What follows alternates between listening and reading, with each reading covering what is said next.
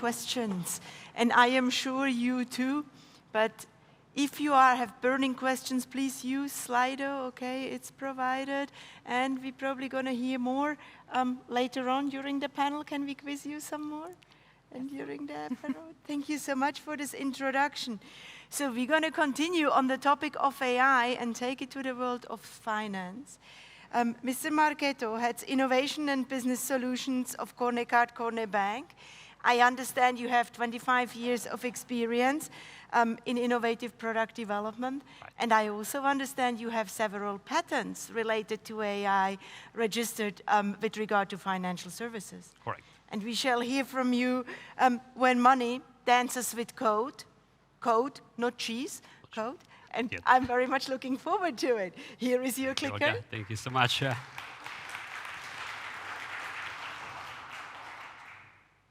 Good. So you just spoiled the title, When Money Dances with Code. Just to be clear, the title is not AI generated. It's really something I told myself. Just shortly about myself, I'm responsible for innovation and business solutions at Cornèr Bank. And without any long advertisement, just to tell you, we've been around since a while in the financial industry. We have been the first to issue a credit card in Switzerland. So I think just to tell you, we have a long heritage about that.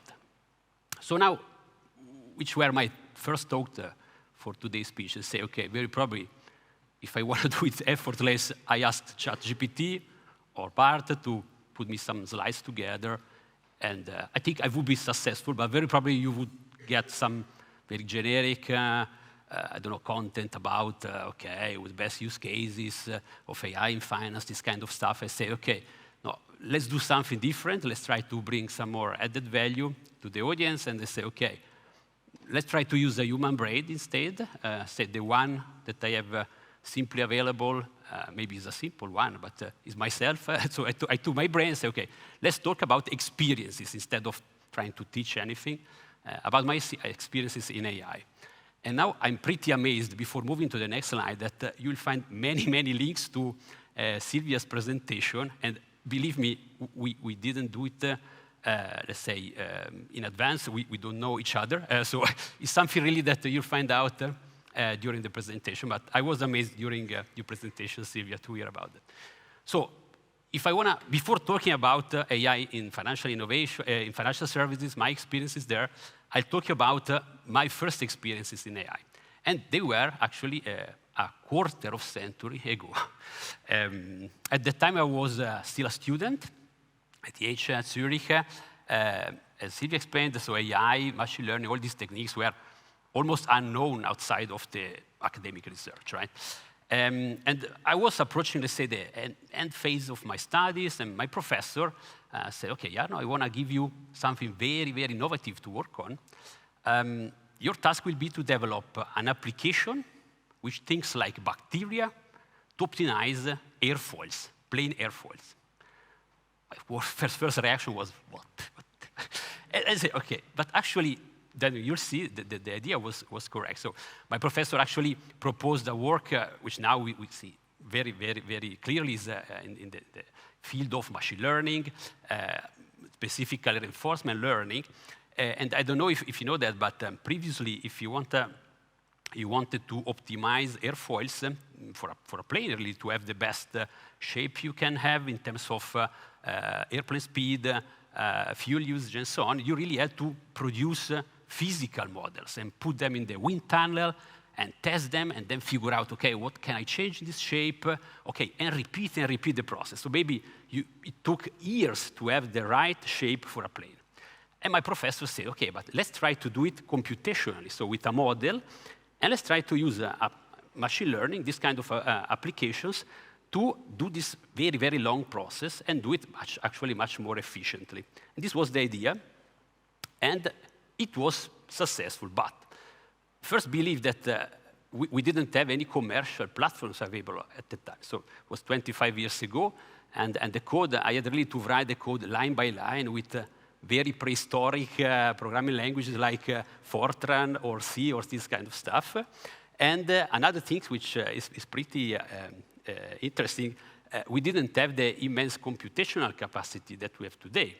So as a student, I had to prepare my program, my application, and let it run during the night on the ETH supercomputer to have some results in the morning and say, okay, now, did I did it correctly or not, right? So the process was very long, and probably this kind of application now can run on a laptop in a couple of minutes, very probably.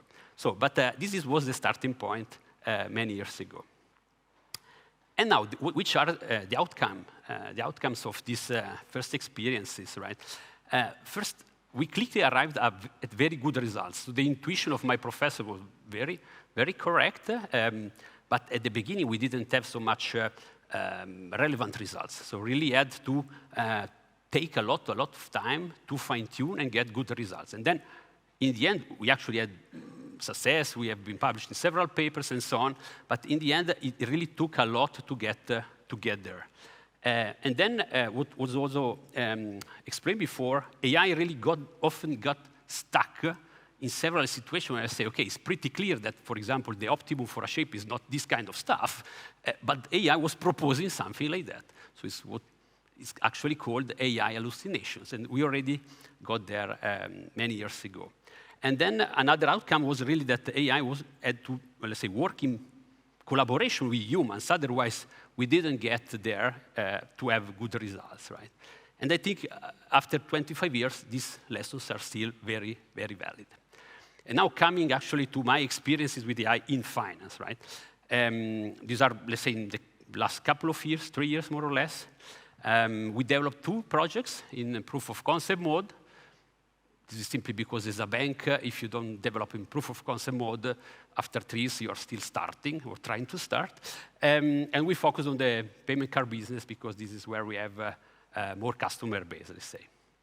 Nothing special, so projects that very probably you heard also from other banks or papers or articles. The first one was about machine learning models for fraud prevention, to fight credit card frauds. And the second one about a chatbot using GenAI to basically provide the customer support. Nothing special, but which are actually now my experiences as a practitioner, right? So the first one, about credit card frauds. So first, as you may know, we have more and more frauds in this field, or let's say attempts at least, phishing, a lot of very tricky phishing cases, right? And the key point here, if you want to protect your customers, is really to detect the pattern in advance and really prevent the fraud to happen, right? And you know, our systems very complex. I don't want to go into detail, but you have really to have specialists who produce, let's say, fixed rules and say, okay, if you see this and this and this, very probably it's a fraud, just to give a context and a boundary. But then we found out that actually machine learning was really working very well together with the human based rules, right? So you really need the combination of the two to have the best results. And if you take the two separate, it's not, let's say, the best result you can get. And then choosing the right algorithms is still an art. So you get a lot of guidelines like, okay, try neural network or try decision trees and so on. In the end, you have to try, and you find out the right one. And still, the fine-tuning takes a lot of time. You really need months to get to the best model you can have. Another thing I can mention here, very well known, you need data in appropriate quantity and quality. But what was amazing was to see the model really behaves differently depending on the data you put in and on the data that the model is trained on, right? But in the end, I can really tell you that AI really sees patterns better than us. So we see the frauds have been much more better identified by the model than by fixed rules. It's like you wear special glasses to recognize frauds in advance. And obviously, what definitely changed is the computing power. So now this kind of application, is it in the cloud or even on local machines, can be run much faster. Second experience, GenAI chatbot, nothing special. For that, we use the chatbox, an out-of-the-box solution for this chatbot. And it was amazing to see that in just few clicks, really logged in and say, okay, this is the problem I want to solve. I want to have a chatbot for this and this. This is let's say, the content you have to train on. So like minutes, and we had a working model. So a chatbot that you can publish on your website and use to interact with your customers. But actually, I can tell you just as a side note, to be able to log in into this platform and click in the right way, you need a proper training. So even the best data scientists need training on the platform to know what to do and how to click. And another very interesting outcome was actually these LLM models. I can confirm these are very, very good in understanding what people want without basically any language training. So we started training, for example, prompting the model in Swiss German without any training on Swiss German, and the model understood the question very well. But if we looked into the content of the answer given by the model, results were not bad. Let's say 60% of the answers were correct when I always say, okay, my profile is like this and that, what's the best credit card for me, for example. But often really too inaccurate. So was not enough to really be compared to a customer support agent, a human one, right?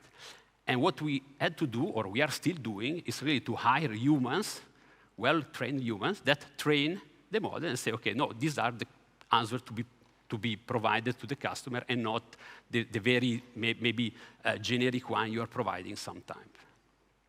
So summarizing the key findings, first model can be developed very fast, fine-tuning takes a lot of time. Computer power is not an issue in case you can use the cloud power, but still, I think this is a key point for many of us, human intelligence is strictly necessary to come to good results, at least in this phase. And now, thinking about the future of AI in general, and then coming to specifically that for finance. As you know, now we are in a phase of artificial neurointelligence, so AI good in solving very specific tasks. But we are going to go in a phase where basically AI can be compared also to a human brain. And now think back about the first example I did, so fraud prevention, the very tricky frauds we are finding out this time. Imagine such a model when we have really artificial generic intelligence and used, for example, by a criminal gang, and believe me, there are very skilled one, very, very professional one even, that can personify in real time the customer's answer in terms of content, but not only, even maybe the way customers speak, or even biometric traits. Think about generating deepfakes in real time, really like facing and say, okay, maybe let's do a video identification, and they are producing a deepfake in real time for you. So this is scary, and this is a challenge, I think, not only for the financial industry, but in general for several other industries. And I think this is my personal opinion. In the future, we will need more and more good AI application to fight the bad ones, to fight the malicious ones that we will find from other sides, right? And now focusing on finance, again, this is my opinion, but it's pretty clear. We will see an acceleration of this kind of application. And again, not only for new products and services and this kind of stuff, but really to defend, to save the financial system and combat these frauds, combat these criminal attacks we will see more and more. So AI to fight the bad AI. And two last points that I can mention, and then I think I'm still on time for my speech. I think one is the interaction with and the impacts on humans will be more and more important, thinking not only your customer base, but also your employees, right? The society itself, maybe, depending on which kind of application you are developing, and obviously also ethical and regulatory aspects. So more and more we will see that, you know very well, not only Switzerland, Europe, for example, but many other governments are working on regulation, and these impacts will be seen very soon, so in the next couple of years, on any AI application we are developing or we are using, actually. That's all. I hope that I was on time for that, and let's discuss further later. Thank you so much for this very practical explanation, and I'm so sorry for pushing you a little bit, but it's because the lawyers are waiting to enter the stage.